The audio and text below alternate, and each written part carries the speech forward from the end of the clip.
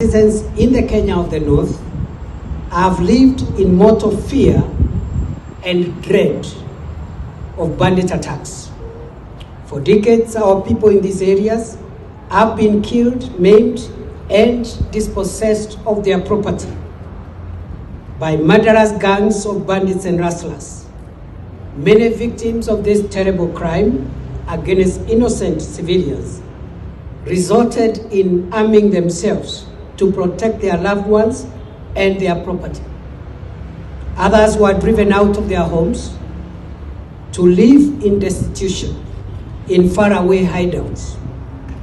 Nothing, fellow Kenyans, is more dehumanizing than dispossessing a human being and dislodging them from their home. In the past 100 days, I have deeply sought to understand the anatomy, pulse, and lifeline of this decades-old atrocity of banditry and rustling, which over time has metamorphosed into an elaborate criminal enterprise.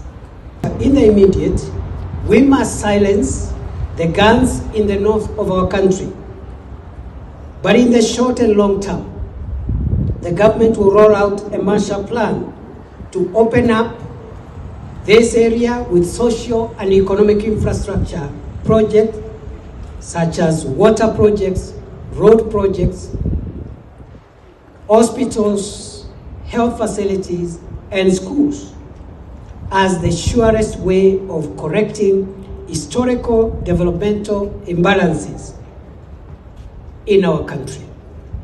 On behalf of a hurting nation, I pledge to oversee the complete and permanent end of banditry and livestock rustling in our country. The die is cast.